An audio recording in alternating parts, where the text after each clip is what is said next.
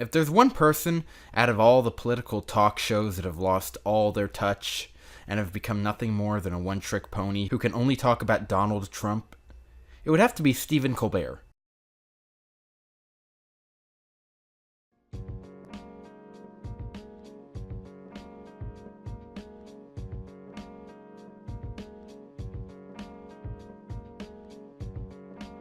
Stephen Colbert has become somewhat of a one-trick pony, the kind of person who can only talk about Donald Trump.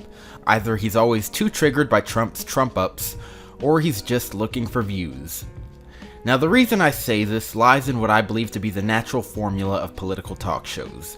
When the president is someone you don't like, you become a one-trick pony. This means that it's only usually one person that you really get to talk about. As most other politicians on the side of your political opposition run off of their leaders' ideas, and generally are there to just help the same rhetoric reach a wider audience. But when you're on the current administration side, regardless of how corrupt and murky as a fucking swamp that side is with cackling witches destroying emails,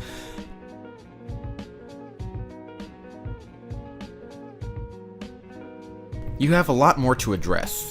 Not only because there are tons of different people who hate your president for different reasons, but because sometimes you have the option to criticize your own president or presidential candidate, even if very rarely.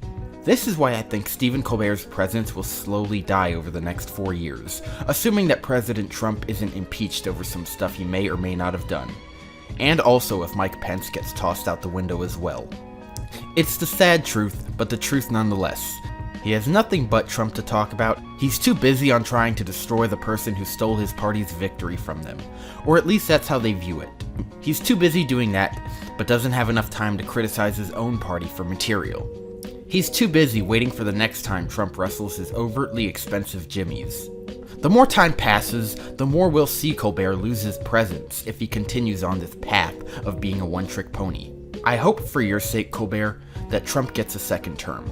If only just so you late-night liberal talk shows can keep your paycheck. Because let's be honest, without it, you'd go homeless. I bet you can't even flip a McDonald's burger to save your life.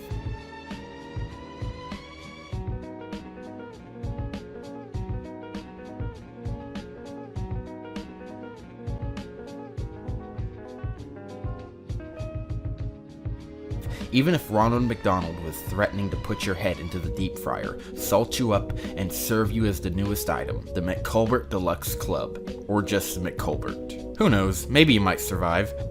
And if Trump does lose his second term to somebody else, which he very well could as he's barely started, then at least you'll also have more to talk about without really changing your tone or ideology, which basically will show that unless you win, you have to be triggered 24/7 until the next time the big bad Oompa Loompa rears its orange head.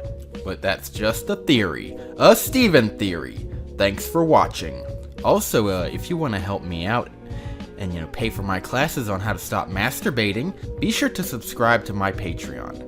I need a sugar daddy. But seriously though, if you actually do decide to go on my Patreon and subscribe, don't do the $100 tier. That's a fucking joke tier, sort of. Though I will let you basically be a sort of co-host on the channel, if you do. We'll talk about it. But otherwise, don't fucking think about it. Don't even try. Pretend it doesn't exist.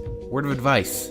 Most people don't have enough money to pay me $100 every month just for me to do stupid shit like this. But anyways, I'm out, so I'll be sure to finger you in the trigger some other time. Oh, hell no! You know what it is. Every slip I roll, I roll it big. Screaming that skunk. When I roll up the blunt, that skunk. See me in your town with the pounds of the hay. Green and purple, green and purple, green and purple, green and purple. If you smoke this shit, you'll be out for days. Green and purple, green and purple, green and purple, green and purple. Yeah, we smoking diesel. Yeah, we smoking kush. I just smoked some shit, I think they called it George Bush. It got me feeling